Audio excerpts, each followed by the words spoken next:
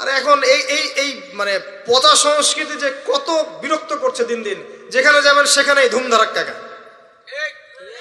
আর গান শোনার মানুষের কিছু রুচি থাকে, কিছু গান ছিল না শুনলে তাও কিছুটা ভালো লাগে, তাই না? এমন কেউ নাই যে গান কানে যায় নাই, আছে না? এমন কোনো মানুষ নাই যে গান আসলে কখনো কানে যায় নাই। কানে যাবেই সবাই, কারণ সবাই তো ওপেনলি শোনে। কিছু কিছু গানের অ্যাটলিস্ট কিছু মান আছে, মানে শুনলে মনে হয় ঠিক আছে গান হচ্ছে, যদিও ওটা হারাম। এখন যেগুলো প্লে হয় দেখবেন এমন কিছু মিউজিক, এমন কিছু ধুমধারাক্কা, গানের কোনো জাতি না, মানে শয়তান যে নাচছে ওর পাশে কোনো কোনো কোনো কি বলবো আসলে কোনো সন্দেহ নাই ওর পাশে শয়তান নাচছে। এমন এমন সাউন্ড, আর যদি যা বলেন ভাই সাউন্ডটা একটু কমায় দেন, পাশে আলেম আছে বা মসজিদ আছে বা নামাজ হচ্ছে, আরো জোরে দিবে সাউন্ড। এদেরকে সামাজিকভাবে প্রতিহত করা দরকার। এদের বিরক্তি এত বেড়ে গেছে, মাঝে মাঝে এমন কিছু দিবস আছে, দিবসগুলো গানের জ্বালা রাত্রে ঘুম হয় না। মুমিন বান্দা ঈশার নামাজ পড়ে ঘুমিয়ে যাবে, শেষ রাত্রে উঠবে, ও সারা রাত ঘুমই হবে না এই গানের জ্বালায়। বিয়ে হবে দেখবেন ধুম ধারাক্কা গান লাগিয়ে দিয়েছে। একদম একটা ফ্ল্যাটের মধ্যে 10টা পরিবার আছে, ওর কোনো খেয়ালই নাই, ও একাই পরিবার, ছাদের উপর যাবে ধুম ধারাক্কা গান বাজাবে, মাশাআল্লাহ এই বরকত নিয়ে জীবন শুরু করছে। এই অভিশাপ নিয়ে জীবন শুরু করলে বৈবাহিক জীবন সুখী হবে? শয়তানের আনুগত্য দিয়ে জীবন শুরু করেছে দেখবেন। আবার এমন সময় অনেক কিছু কনসার্ট হয় দেখবেন, স্টেজে এমন ভাবে নাচানাচি করে মনে শুয়োর আর বারণ নাচছে। হ্যাঁ, হাদিসে এই শব্দ এসেছে, আমার উপর রাগ করবেন না। নবী সাল্লাল্লাহু আলাইহি ওয়াসাল্লাম বলেছেন, যারা এই উম্মতের মধ্যে মাদককে হালাল করে নিবে, বাদ্যযন্ত্রকে হালাল করে নিবে, এবং যারা নর্তকী নাচাবে এবং মিউজিক্যাল ইনস্ট্রুমেন্টের সাথে এদের গভীর সম্পর্ক থাকবে, একদিন সকালে আল্লাহ পাক এদেরকে বানর আর শুয়োর বানিয়ে দিবেন।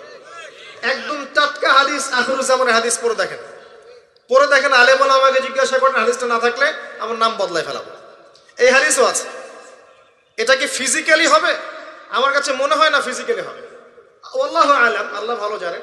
আমার কাছে মনে হয় না যে ফিজিক্যালি হয়তো বা হবে না, ইন্টারনালি তারা বানর আর শুয়োরের মতো হয়ে গেছে, আমার কাছে তাই মনে হয়। ভিতর থেকে স্বভাবগতভাবে দেখবেন বানর আর শুয়োরের মতো করছে।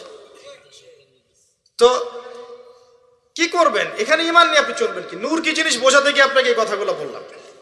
আপনি 10টা দিন ইতিকাফ করে তারপরে এই পরিবেশে যান, আপনি আল্লাহ নূর নিজেই বুঝতে পারবেন, আল্লাহর নূর কি জিনিস, আধ্যাত্মিকত্ব কি জিনিস।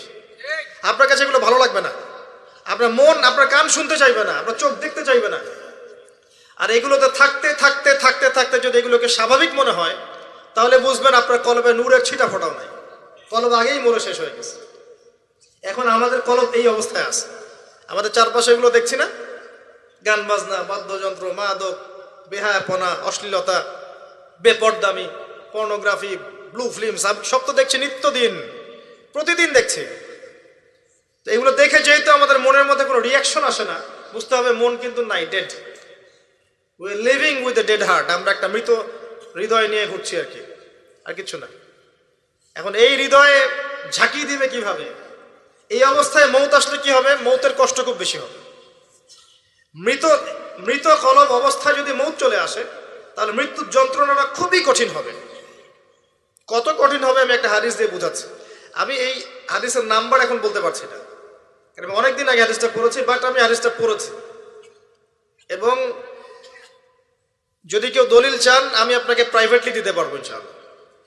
কোনো একজন নবী আল্লাহকে বলেছিলেন যে আমি বারজাখের মানুষের সাথে যোগাযোগ করতে চাই।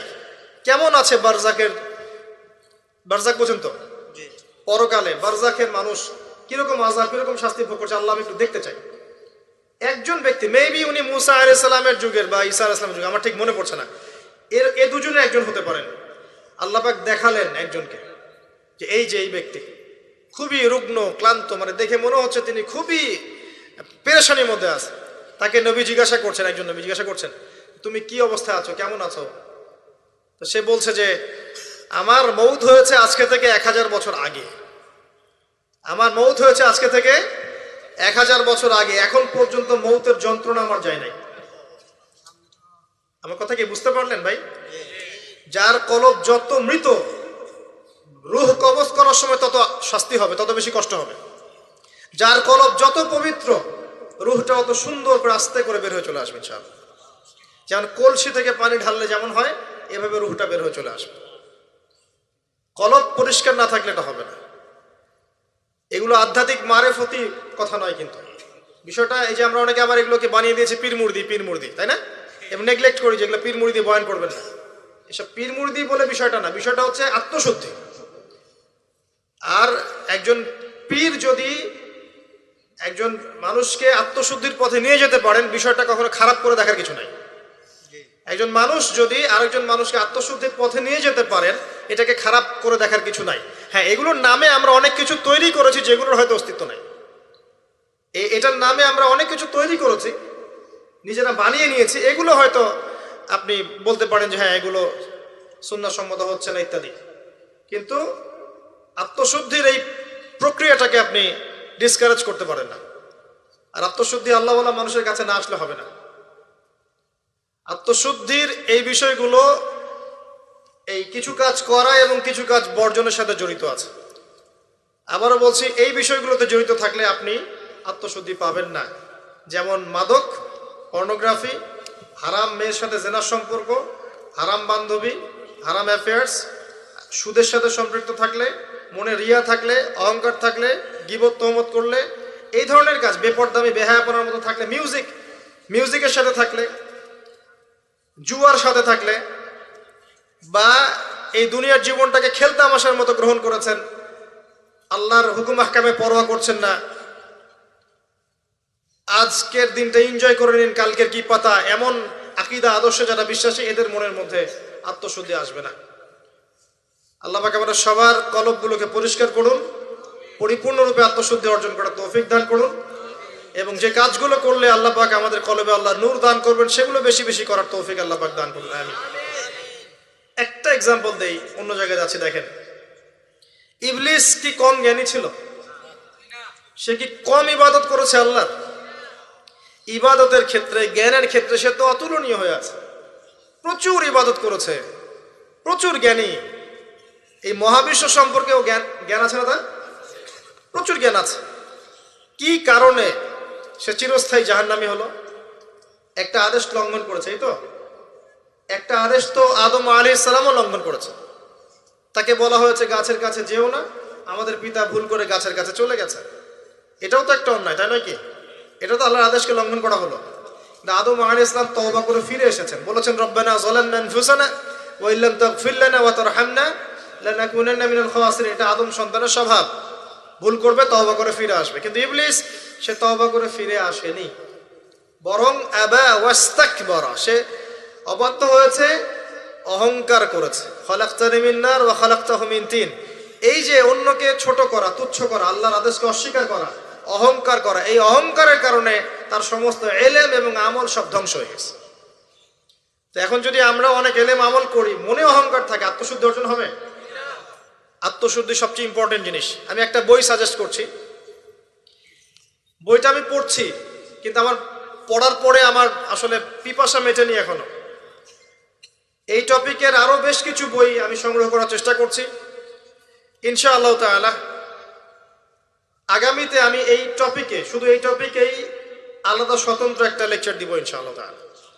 আল্লামা তাকি উসমানী হাফিজাহুল্লাহ, তার একটা বই আছে আত্মশুদ্ধি ও তাসাউফ। বইটা পড়েন। বইটা পড়লে আপনার কাছে মনে হবে যে বইটা আপনার জন্য লেখা হয়েছে। বইটা পড়ছিলাম আর মনে হচ্ছিল যে বইটা আমার জন্যই লেখা হয়েছে। মনে হয় বইটার প্রতিটা ওয়ার্ড আমাকেই বলা হচ্ছে। মন দিয়ে পড়েন আর পড়াশোনার অভ্যাস করেন। একদিন লেকচার শুনলেন 1 ঘন্টা 1.5 ঘন্টা, এটা আপনার জীবন পরিবর্তনের জন্য যথেষ্ট নাও হতে পারে। হ্যাঁ, যদি আল্লাহওয়ালা তেমন মানুষ হন হয়তো বা হবে। আমাদের মতো মানুষের লেকচারে 1 ঘন্টা 1.5 ঘন্টা লেকচার শুনেও আপনার জীবন পরিবর্তন না হওয়ার সম্ভাবনাই বেশি। কথা তাসির হয় তখনই যখন বক্তার মধ্যে ইখলাস থাকে, দিনের প্রতি মহব্বত থাকে, আল্লাহর দিন, আল্লাহর জমিনে প্রতিষ্ঠার মানসিক চেষ্টা থাকে, মনের দরদ থাকে। जो बात दिल से निकलती है दिल पे असर करती है, এটা কথা আছে না? যে কথাগুলো দিল থেকে বের হয় সেগুলো মানুষের দিলের মধ্যে কি হয়?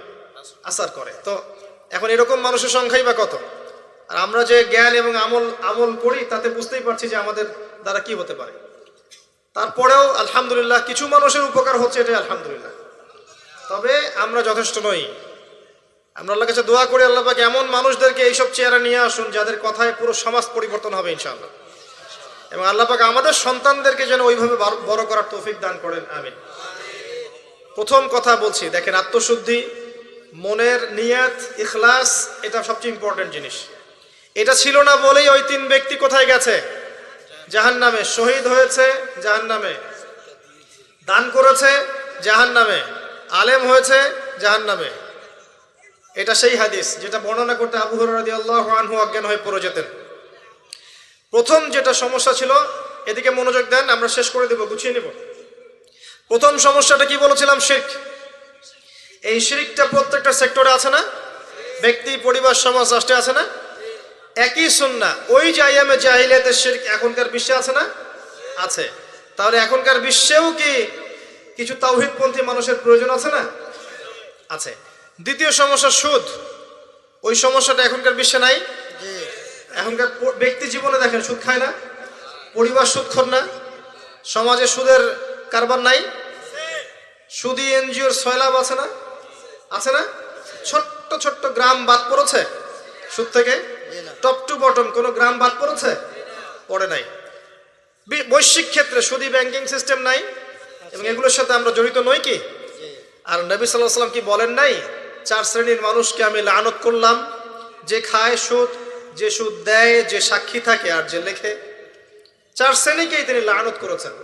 নবীর অভিশাপ নিয়ে কেউ হাউজে কাউসারের পানি পাবে? নবী সাল্লাল্লাহু আলাইহি ওয়াসাল্লামের অভিশাপ নিয়ে কেউ কবরে উত্তর দিতে পারবে? সত্যি তাই মনে হয় আপনাদের? আর নবী যাদেরকে অভিশাপ করবেন তাদের জন্য কি নবী সুপারিশ করে জান্নাতে নিয়ে যাবেন? এত সহজ না, এত সহজ না। নবীর লানত কি জিনিস এটা আমরা পরকালে বুঝতে পারবো। আমল করেছে, আমল শোনেন, আমল করেছে, অনেক নেক আমল করেছে, কিন্তু আমলগুলোর মধ্যে বেদাত ছিল। কি ছিল? মানে সুন্নতকে পরিবর্তন করে নতুন আমল দিয়ে প্রতিস্থাপন করেছে, কিন্তু আমল করেছে। এই বেদাতিরা যখন হাউজে কাউসারের পানি খেতে যাবে, একটা পর্দা পড়ে যাবে, আর নবী সাল্লাল্লাহু আলাইহি ওয়াসাল্লামকে বলা হবে, নবীজি বলবেন যে ইন্নাহুম মিন্নি, তারা তো আমার উম্মত, কেন পর্দা পড়ে গেল?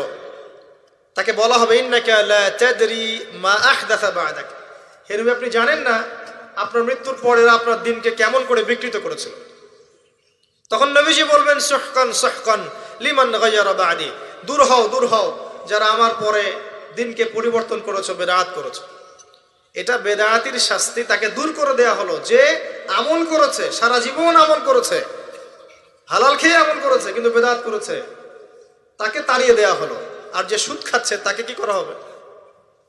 ভাবেন, একজন মানুষ যদি, আমার কথা শোনেন, একজন মানুষ যদি তার মায়ের সাথে জেনা করে, আপনি কি করবেন তাকে?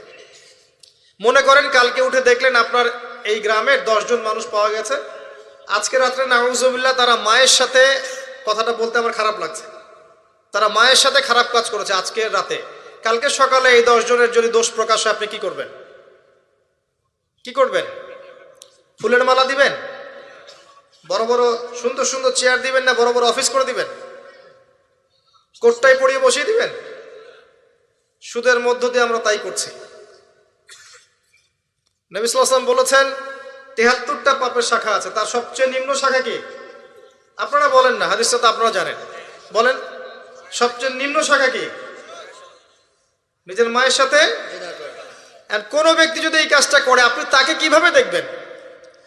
একজন ব্যক্তি যদি একাধিক বিয়ে করে, তাকেই তো দেখতে পারেন না। একজন ব্যক্তি যদি ধর্ষণ করে, তো ধর্ষকের শাস্তি আছে না? ধর্ষককে কি সমাজে মানুষ ভালো চোখে থাকে না ঘৃণা করে? এমনকি দেখা যায় যে মজলুম মেয়েটার উপর অত্যাচার করা হয়েছে, ওরই তো সারা জীবন বিয়ে হয় না, এমন হয় না? কত বড় ফলাফল সমাজে বয়ে নিয়ে আসে, তাই না? এখন একজন ব্যক্তি যদি মায়ের সাথে জেনা করে, আপনি তাকে কি করতে চাইবেন? নবীজি বলেছেন সাল্লাল্লাহু আলাইহি ওয়াসাল্লাম, আপনার নবী, আপনারই নবী, যাকে কবরে দেখানো হবে আপনাকে, তিনি বলেছেন যে এর 73টা পাপ আছে রিবার, তার সবচেয়ে নিচের পাপ হচ্ছে নিজের মাকে বিয়ে করা। নবীর সাথে ডিল করেন, এখন আমার সাথে প্লিজ রাগ হবেন না। কিয়ামতের মাঠের জন্য অপেক্ষা করেন, আল্লাহ নবীর সাথে আপনার সাক্ষাৎ হবে, সেদিন তাকে জিজ্ঞাসা করবেন কেন আপনি হাদিস বলে গিয়েছিলেন। আপনি সমাজকে পিছিয়ে দিয়েছেন, অর্থনীতিকে পিছিয়ে দিয়েছেন। এই হাদিস কেন বলতে গেলেন? এটাই তো অর্থনীতির সমৃদ্ধির একমাত্র পথ পদ্ধতি, তাই না? রিবা, এই হচ্ছে রিবা। আর সবচেয়ে উঁচু শাখাটা কি তাহলে? এটা আপনি পাবেন সূরা বাকারায়। কোন সূরায়? আয়াত নাম্বার 279 থেকে শুরু করে পড়া শুরু করবেন, দেখবেন ওখানে আল্লাহ পাক বলেছেন, ইয়া আইয়ুহাল্লাযীনা আমানু, হে মুমিনগণ, ইত্তাকুল্লাহ, আল্লাহকে ভয় করো, ওয়া যারু মা বাকিয়া মিনার রিবা, সুদ ছেড়ে দাও, সুদ ছেড়ে দাও। আল্লাহ বলছেন ইল্লাম তাফআল, তোমরা যদি এটা না করো, ফাযানু বিহারবিন মিনাল্লাহি ওয়া রাসূলিহি, তাহলে আল্লাহ এবং তার রাসূলের সাথে যুদ্ধের ঘোষণা শুনে রাখো।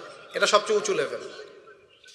আল্লাহ এবং তার রাসূলের সাথে কারো যুদ্ধ হচ্ছে মনে করেন, কথার কথা, আপনি কার পক্ষ নেবেন?